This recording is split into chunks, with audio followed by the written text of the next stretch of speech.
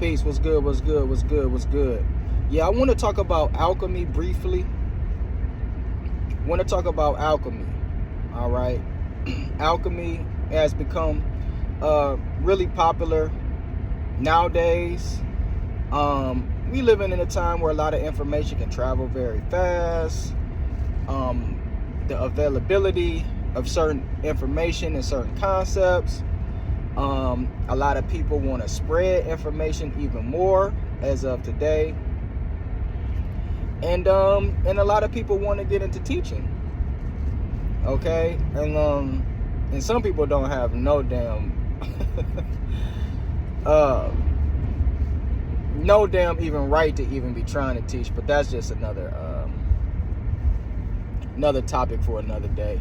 I didn't tapped into certain things because, you got TikTok out here, man. TikTok is crazy because TikTok is just open. You know what I mean? TikTok is just open. But I don't want to get off the subject. I want to talk about alchemy. But, everybody want to teach now. And, you got people who are actually teaching and they're not even refined. They haven't refined themselves. They haven't obtain no level of mastery. They just want to be basically seen. It's just, it's ego-based driven. You understand what I'm saying?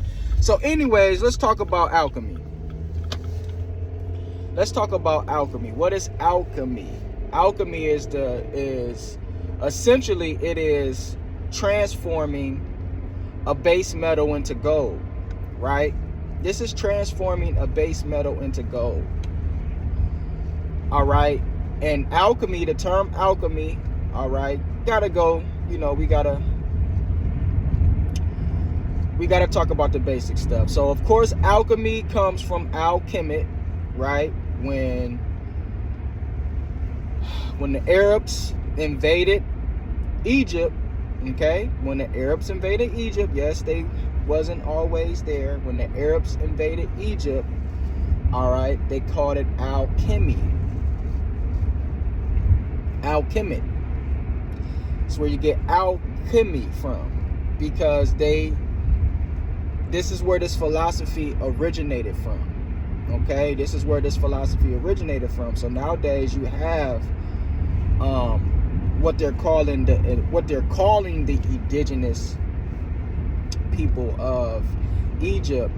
And now you have the indigenous people of Egypt who would tell you that the ancient Egyptians were dark-skinned, but they tell you that it's them. They don't separate themselves from the land. All right, they're not going to separate themselves from the land. So it is what it is. So yes, they will admit that they were dark, but they would just say we have got lighter over time. They don't separate themselves from the land. They don't separate themselves from the history. They believe that it's theirs. They believe that it's theirs. I'm sorry to tell you that, but they conquered it. They control it. So they can, they can say that. Because nobody is stopping them. So, yeah, so that's what it is as far as that goes. But alchemy, turning base metals into gold, or what is always said, turning lead into gold. How do you turn lead into gold? What is alchemy? So, it has this mystical symbolism of this mystical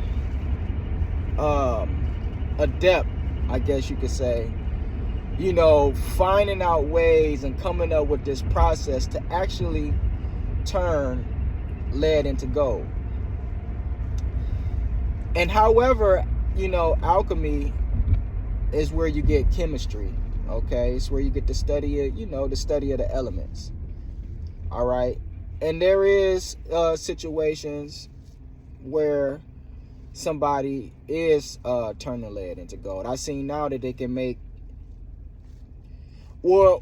turning base metals into refining them and turning them into, something that it wasn't. Let me just say that. I see now where they can make diamonds,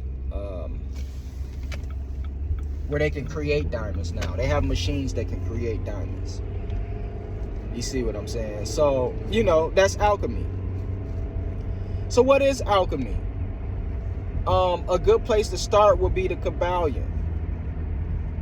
All right, learning the teachings of Tahuti, or Trismegistus, the thrice great.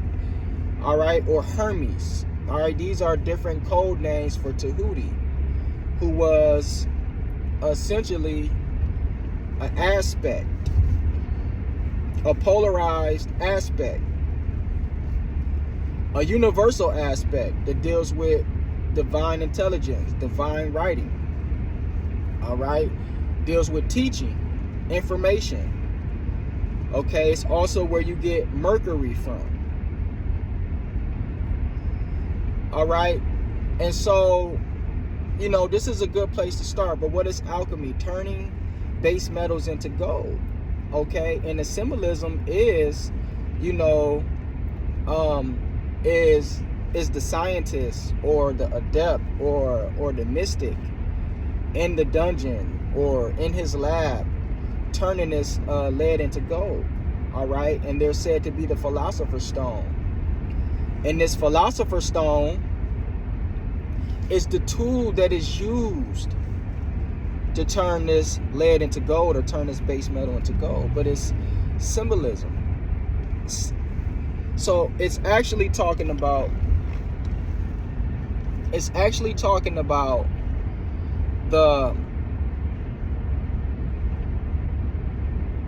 element that exists in everybody to become great.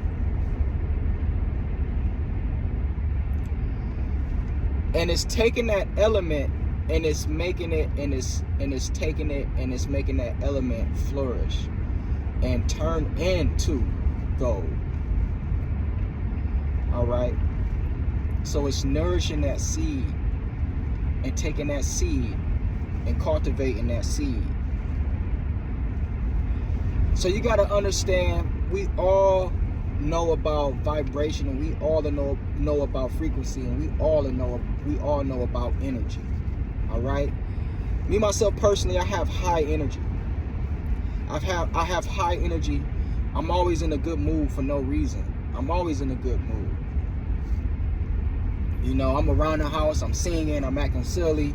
My energy is very high. I have the energy of a child. I don't express myself this way online. But anybody in my personal life, they know my true nature.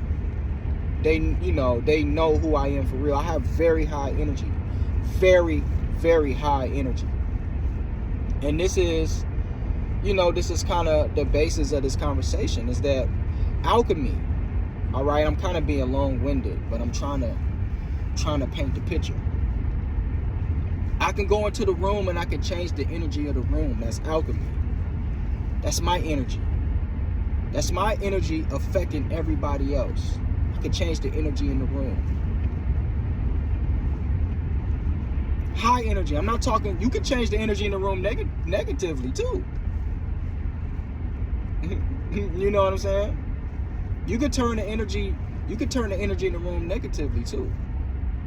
But see, but when you understand your power and you understand energy, then you're going to operate for the greater good. Yes, I can turn water into wine. Right? I could turn water into, remember Jesus turned water into wine? Remember when Moses turned the water into blood? You see, that's alchemy. Yes, you can turn a hoe into a housewife. I don't know if it paused. Yes, you can turn a hoe into a house. They say you can't turn a hoe into a housewife. Don't do that. You can't turn a hoe into a house. That's because you're not a G. That's because you're not about this life. That's because you're not an alchemist. That's because you're not an ascended master. Yes, you can turn a hoe into a housewife. That's alchemy. You see? You can turn a Detroit Red into a Malcolm X. That's alchemy. You see what I'm saying? So that's alchemy. So, you know, sometimes we live in a world today where we see sometimes we see hopelessness in some of us as a people. But we always got to understand that some of them will be changed and can be changed. Because we can't turn that lead into gold. That's alchemy. Right? That's alchemy. So essentially I think that's it.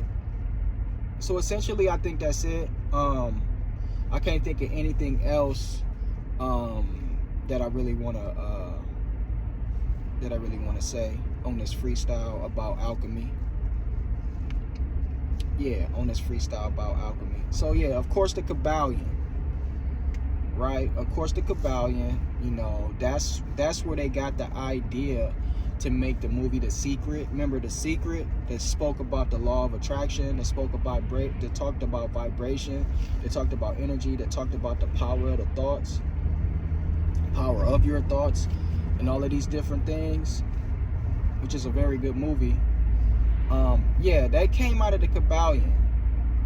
And the Kabbalion came from Hermes Trismegistus, which is a knockoff of Tahuti, an ancient Egyptian deity.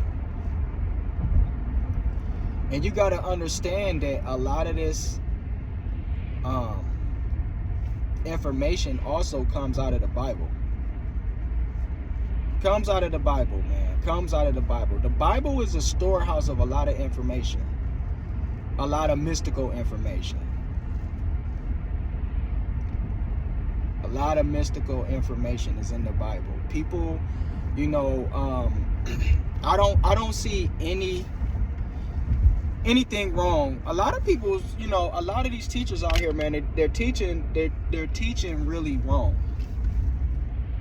Especially when it comes to the Bible. Some people have a gripe with the Bible. Some people have beef with the Bible. And that's because they haven't explored all levels of interpretation. All levels of interpretation. They was given a bad interpretation on the Bible, and they're running with it, and they're sticking with it, and that's their thing, or whatever the case may be. Or you got atheists out here. You got undercover atheists. You know, a lot of people don't believe in a creator, and you know, and all of these different things. So a lot of people is teaching from the Bible wrong. I don't see anything wrong with teaching the historical facts and basis about the Bible. I do that also. There's nothing wrong with that. But in the same token, so anytime, especially if I believe I'm reaching an audience that's Christian, and if I'm coming out my face and I'm saying I'm about to expose these people to some information, to some knowledge, if I'm going to do that, the first thing I'm going to let them know is there is a God, there is a creator. And what you are dealing with is somebody who tried to explain the unexplainable. Because you got to understand, this is what I like about Kabbalah. You got to understand that the concept of God is beyond human comprehension. And I always use this analogy. I always tell people this. Think about outer space. Outer space has not been mapped out. Okay? Outer space has not been mapped out. Meaning that man has not traveled to the end of outer space. He hasn't traveled to the end of outer space where he says, okay, this is the end of outer space. We cannot travel anymore. It stops here. This is a wall. There's no more to travel. This is the end of outer space, and this is how big outer space is, and this is the parameter, if that's the correct word. They haven't mapped it out. They don't know how big it is. They don't know how vast it is. They can only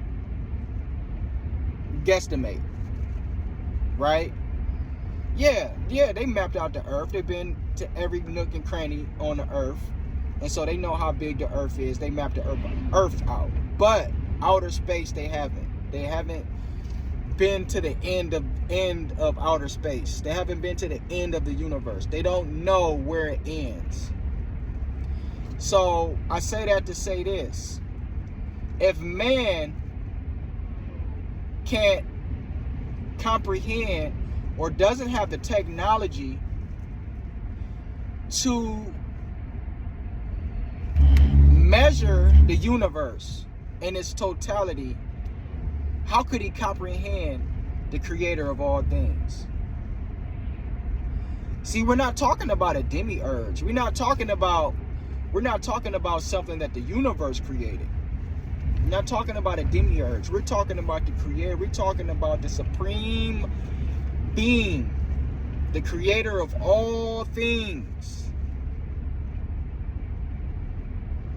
The universe was created. Not talking about the planet. I'm not talking about this solar system. I'm talking about the universe was created by a supreme being.